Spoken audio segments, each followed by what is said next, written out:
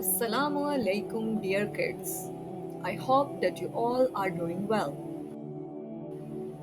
Welcome to your channel that is Quran for Kids. In the previous video, we discussed about the patience and prayer help us in trials of life and that the martyrs have special place in Jannah. Now we'll move forwards towards the verses of Surah Al-Baqarah 156 to 160. But first, check the highlights. The overall takeaway of this video will be: number 1. The rituals of Islam like Hajj and spiritual significance. Number 2. Truth must be shared. Hiding it leads to curse, but repentance leads to mercy. Let's start. أعوذ بالله من الشيطان الرجيم بسم الله الرحمن الرحيم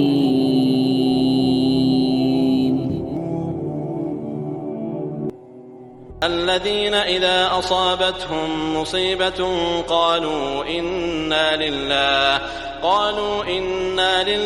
وإنا إليه راجعون.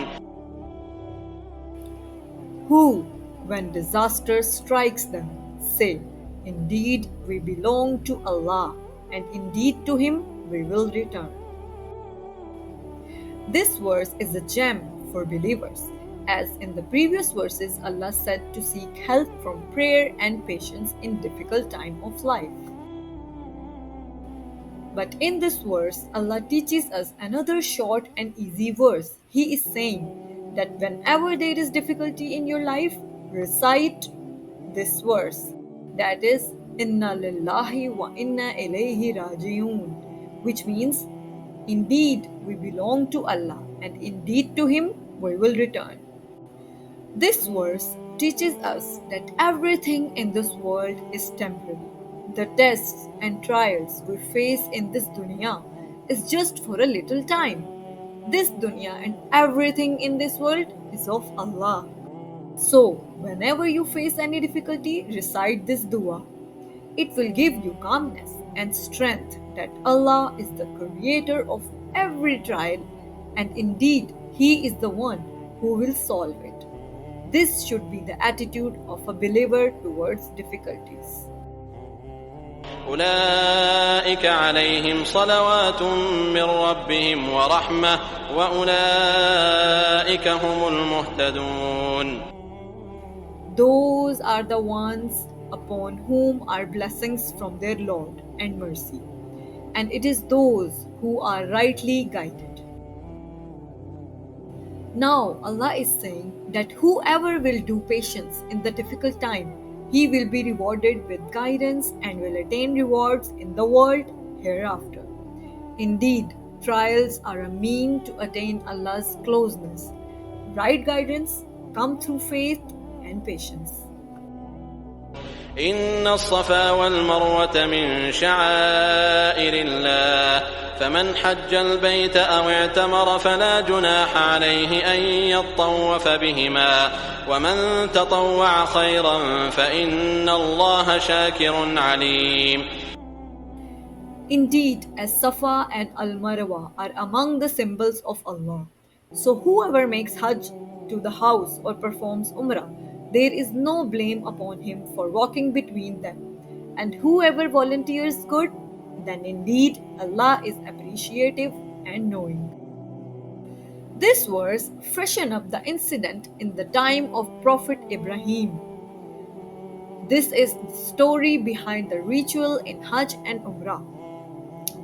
When Prophet Ibrahim salam left his wife Hajar and infant son Ismail salam in the barren desert of Makkah, he made a heartfelt dua and left them there by Allah's command. Soon baby Ismail became thirsty and started crying. Hajar, out of desperation, began to run back and forth between the two hills, Safa and Marwa, in search of water or help. She did this 7 times, earnestly searching and praying.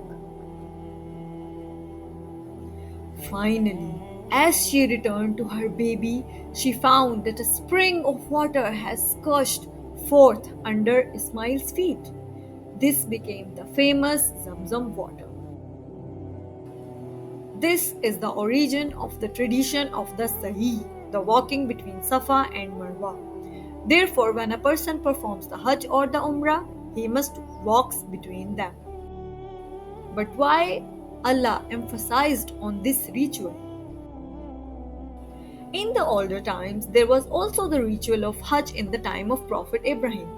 And the Quraysh of Makkah used to do Hajj, Tawaf, and Sa'i, but not in its original form. Prophet Muhammad, peace be upon him, depicted the true picture of Islam. After the spread of Islam, people were reluctant to perform Sa'i. They thought that it was one of the tradition disbelievers used to do. That's why Allah revealed these verses for the performance of Sa'i. He assured that there will be no sin in doing Sa'i. Now, Sa'i is the important part of Umrah and Hajj. Indeed, it is the source of reward from Allah. إن الذين يكتمون ما أنزلنا من البينات والهدى من بعد ما بيناه للناس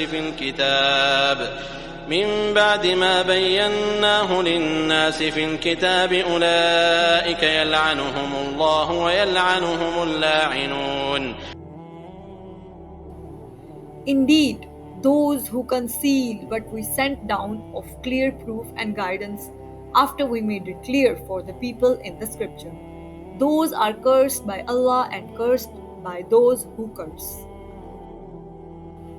Allah in this verse again warns the people of Jews and Christians who knows all the prophecies. Allah warns the scholars and the people with the knowledge. There were the people who knew the prophecies of the arrival of the Prophet Muhammad, peace be upon him, in the books which Allah revealed, but they hid this truth just for the worldly profit. Allah is cursing those people who hid the truth, and they will be given hard punishment. إلا الذين تابوا وأصلحوا وبينوا فأولئك أتوب عليهم وأنا التواب الرحيم. Except for those who repent and correct themselves and make evident what they concealed. Those I will accept their repentance, and I am the accepting of repentance, the merciful. Even after this great sin, Allah is ever forgiving. He is yet giving a chance to those people who committed this sin. Allah is showing mercy. Allah is saying that if they show the truth to people which they had hidden, make things right, and repent on their sin, then Allah is always forgiving. Sincere repentance, correction, and truthfulness can erase a sin. That's all for today, my dear kids. Don't forget to subscribe your channel Quran for Kids and spread this video to your friends. See you in the next video. Thank you. Allah Hafiz.